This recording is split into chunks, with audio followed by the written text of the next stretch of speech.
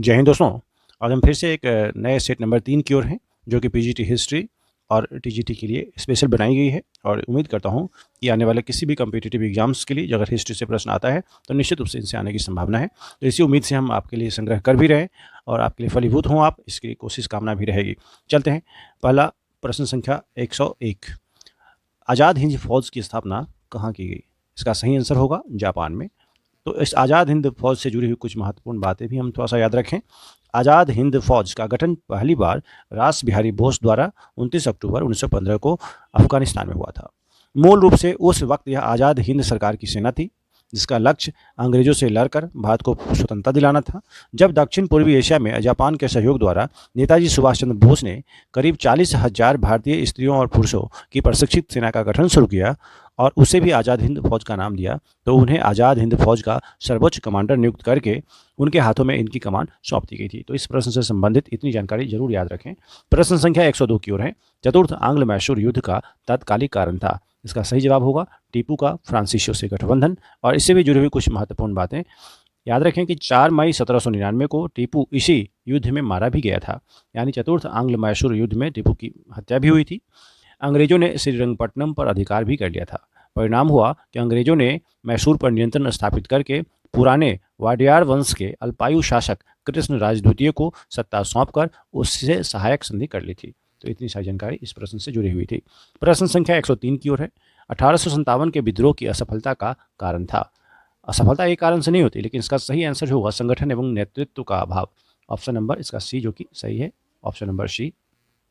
प्रश्न संख्या 104 की ओर है। मोहम्मदन एंग्लो ओरिएंटल कॉलेज की स्थापना हुई थी कब? यानी 1875 ईस्वी में। ऑप्शन नंबर डी है।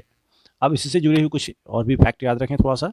1875 में सर सैयद अहमद खां के द्वारा मोहम्मदन एंग्लो ओरिएंटल कॉलेज की स्थापना की गई थी। प्रश्न संख्या 105 की ओर है। निम्नलिखित में से कौन सा कथन सत्य है?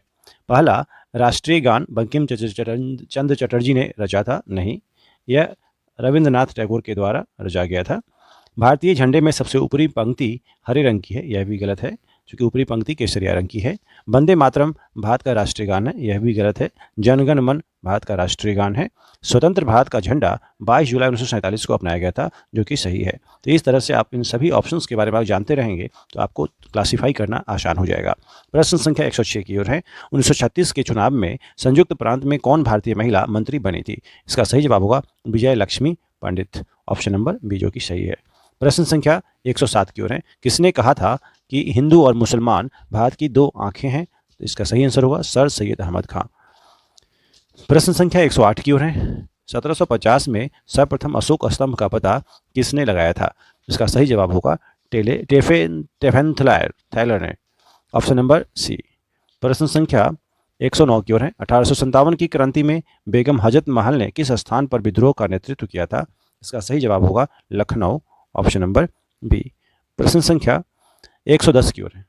अच्छा, इसमें थोड़ा सा एक और भी फैक्ट याद रखिएगा। 1857 की जो क्रांति हुई थी उसके मुख्य केंद्र जो है वह अलग अलग थे। दिल्ली की अगर बात करें, दिल्ली का जो नेतृत्व जो था वो बहादुर शाह जफर और वक्त खां के द्वारा की गई थी, जिसमें ब्रिटिश दमनकारी जो थे उनका भी नाम कभी कभी पूछता है, जो जॉन निकोलसन या हडसन थे। अगर हम लखनऊ की बात करें तो लखनऊ के जो विद्रोह के नेतृत्वकर्ता थे वह बेगम हजरत महल, और उसका जो ब्रिटिश दमनकर्ता जो थे वह हेनरी लॉरेंस या कैंपबेल थे। अगर हम कानपुर की बात करें तो कानपुर में विद्रोह के जो नेतृत्वकर्ता थे वो नाना साहब तात्या टोपे, जबकि ब्रिटिश दमनकर्ता कैंपबेल थे। अगर हम बात करें इलाहाबाद की तो वहाँ जो विद्रोह के नेतृत्वकर्ता थे वह लियाकत अली, और जबकि ब्रिटिश दमनकर्ता कर्नल लील। कभी कभी इससे प्रश्न पूछा जाता है, इसलिए मैंने इसको शेयर करने की कोशिश की है ताकि आपके ज्ञान में और वर्धन हो सके। प्रश्न संख्या 110 की ओर है। भारत में अंग्रेजी शिक्षा का प्रारंभ सर्वप्रथम किसने किया? अंग्रेजी शिक्षा का प्रारंभ लॉर्ड मैकाले ने किया, ऑप्शन नंबर डी, जो कि सही है। प्रश्न संख्या 111 की ओर है। प्रश्न संख्या 111 याद रखें। प्रश्न संख्या 111, राजा राम मोहन राय की मृत्यु के बाद ब्रह्म समाज को किसने पुनर्जीवित किया था? इसका सही जवाब होगा देवेंद्र नाथ टैगोर ने, ऑप्शन नंबर ए, जो कि सही है। प्रश्न संख्या 112 की ओर है। सत्यशोधक समाज के संस्थापक कौन थे? Jyotiba Phule, option number D. प्रश्न संख्या 113 की ओर है। खेरा सत्याग्रह का नेतृत्व किसने किया था? महात्मा गांधी ने, ऑप्शन नंबर बी, जो कि सही है। प्रश्न संख्या 114 की ओर है। सुभाष चंद्र बोस को भारतीय राष्ट्रीय कांग्रेस के किस अधिवेशन में अध्यक्ष चुना गया था? त्रिपुरा अधिवेशन में। ऑप्शन नंबर सी 1939 में त्रिपुरा अधिवेशन था उसमें। प्रश्न संख्या 115 की ओर है। राष्ट्रीय शैक्षणिक अनुसंधान और प्रशिक्षण परिषद NCERT की स्थापना कब की गई थी? 1961 में। ऑप्शन नंबर डी जो कि सही है। प्रश्न संख्या 116 की ओर है। संविधान शिल्पी डॉक्टर भीमराव अम्बेडकर को भारत रत्न से कब सम्मानित किया गया? ऑप्शन सी जो कि सही है, 1990 में, 1990 में। प्रश्न संख्या 117 की ओर है। पंचायती राज कानून समूचे देश में कब लागू किया गया? इसका सही जवाब होगा 1994 में, 1994 में। प्रश्न संख्या 118 की ओर है। भारत सरकार द्वारा राष्ट्रीय जनसंख्या आयोग का गठन कब किया गया? सन 2000 ईस्वी में। सन 2000 ईस्वी में। ऑप्शन नंबर डी में। प्रश्न संख्या 119 की ओर है। बंगाल की एशियाटिक सोसाइटी की स्थापना 1784 ईस्वी में कलकत्ता में किसके द्वारा की गई थी? तो विलियम जोन्स के द्वारा की गई थी। Option number C. अब इस प्रश्न से जुड़ी हुई कुछ और भी तथ्य आप एक बार जरूर याद रखें। एशियाटिक सोसाइटी की स्थापना 15 जनवरी 1784 ईस्वी को विलियम जोन्स ने कोलकाता स्थित फोर्ट विलियम में की थी। इसका उद्देश्य प्राच्य अध्ययन का बढ़ावा देना था। विलियम जोन्स ने 1789 में अभिज्ञान शाकुंतलम का अंग्रेजी में अनुवाद किया था। अभिज्ञान शाकुंतलम कालिदास की रचना है जो कि एशियाटिक सोसाइटी द्वारा किसी भी यूरोपीय भाषा में अनुदित प्रथम ग्रंथ था। यह बिल्कुल फैक्ट याद रखें, बहुत ही महत्वपूर्ण प्रश्न बन जाता है। प्रश्न संख्या 120 की ओर है। 1717 ईस्वी के फरमान के द्वारा अंग्रेजी कंपनी को कौन सी सुविधा नहीं मिली थी? इसका सही जवाब होगा ऑप्शन डी, यानी 3 साल बाद यही अधिकार अन्यत्र भी देने का आश्वासन दिया गया था। यह ऑप्शन गलत है, याद रखिएगा। 1717 में मुगल सम्राट फर्रुखसियर का इलाज कंपनी के एक डॉक्टर विलियम हैमिल्टन द्वारा किए जाने से फर्रुखसियर ने कंपनी को व्यापारिक सुविधाओं वाला एक फरमान जारी किया। फरमान के अनुसार क्या था? एक निश्चित वार्षिक कर 3000 रुपये चुकाकर निःशुल्क व्यापार करने की तथा बंबई में कंपनी द्वारा ढाले गए सिक्कों के संपूर्ण मुगल राज्य में चलाने की आज्ञा मिल गई।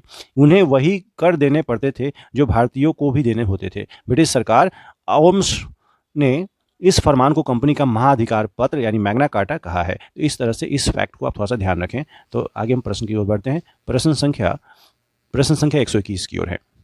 अखिल भारतीय राष्ट्रीय कांग्रेस के 1889 ईस्वी के बंबई अधिवेशन में कितनी महिलाओं ने भाग लिया था? कितनी भारतीय महिलाओं ने भाग लिया था? इसका आंसर होगा ऑप्शन नंबर ए, 10 भारतीय महिलाओं ने भाग लिया था।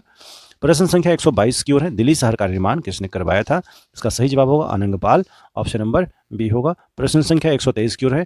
प्राग ज्योतिष प्राचीन नाम था असम का। प्राग ज्योतिष याद रखिएगा, ऑप्शन नंबर सी। प्रश्न संख्या 124 की ओर है।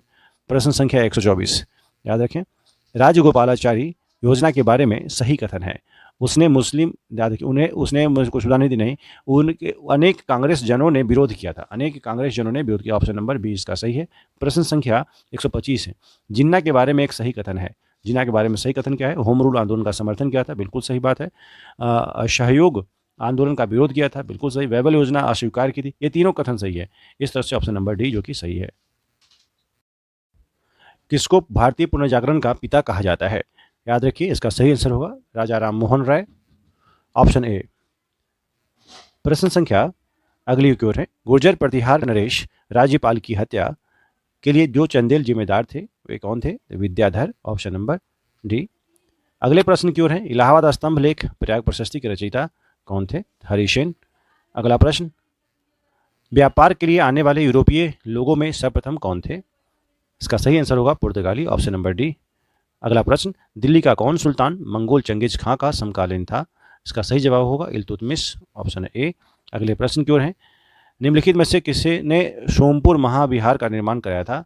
इसका सही जवाब होगा धर्मपाल, ऑप्शन नंबर सी। प्रश्न संख्या आगे की ओर है। मेवाड़ के किस राजा को 1527 ईस्वी में खानवा के युद्ध के में बाबर ने हराया था? इसका सही जवाब होगा राणा सांगा। प्रश्न संख्या आगे की ओर है और अगले प्रश्न की ओर देखते हैं एक बार।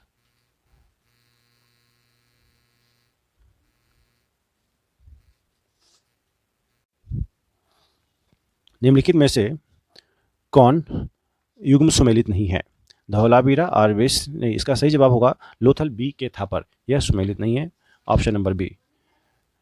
लोथल जो है वह SR राव से संबंधित है, याद रखिएगा। इसमें बी के थापर जो कि गलत है, इसलिए इसका आंसर बी होगा, सुमेलित नहीं है पूछा गया है। प्रश्न संख्या आगे। महावीर को सर्वोच्च ज्ञान कैवल्य की प्राप्ति हुई थी जिम्ब्रिका ग्राम में, ऑप्शन नंबर डी होगा। प्रश्न संख्या आगे की ओर है, हरिजन सेवक संघ के संस्थापक अध्यक्ष कौन थे? Ghanshyam Das Birla. Option number A सही है। प्रश्न संख्या आगे, वैदिक नदी कुंभा का स्थान निर्धारित होना चाहिए। इसका सही आंसर अफगानिस्तान होगा, ऑप्शन ए।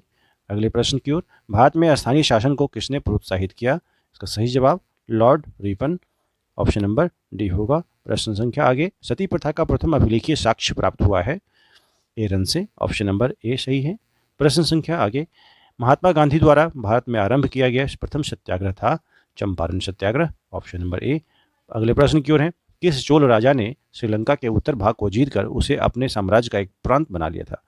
इसका सही जवाब होगा राजराज, ऑप्शन नंबर ए। प्रश्न आगे, मुगल काल में चित्रकला का प्रारंभ किया था हुमायूं ने, ऑप्शन नंबर बी जो कि सही है। प्रश्न संख्या 117 की ओर है। आगे मतलब इस क्रम अपने हिसाब से है, लेकिन प्रश्न आप देखते रहें। प्रश्न संख्या, एक विकसित जल प्रबंध का साक्ष्य प्राप्त हुआ है धौलावीरा से, ऑप्शन नंबर डी जो कि सही है। प्रश्न, गुप्त शासकों ने कौन सा विरोध धारण नहीं किया था?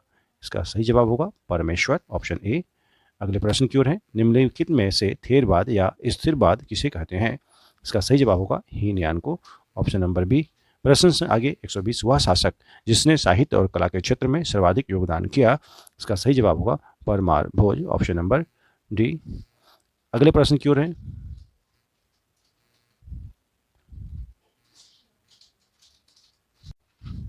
बौद्ध धर्म ग्रंथों का महान टीकाकार था? इसका सही जवाब होगा अश्वघोष, ऑप्शन ए। अगले प्रश्न की ओर है, किस अभिलेख में अशोक बुद्ध धर्म और संघ के प्रति विश्वास प्रकट करता है? भाब्रू लघु शिलालेख, ऑप्शन नंबर डी होगा। अगले प्रश्न की ओर है, शेर शाह का मकबरा कहाँ है? शेर शाह का मकबरा सासाराम में है, ऑप्शन ए। अगले प्रश्न की ओर है, गौतम बुद्ध ने अपना प्रथम धर्मोपदेश दिया था सारनाथ में, ऑप्शन बी। अगले प्रश्न की ओर है, औरंगजेब की मृत्यु के बाद कौन उत्तराधिकारी हुआ? इसका सही जवाब बहादुर शाह प्रथम होगा, ऑप्शन नंबर सी होगा।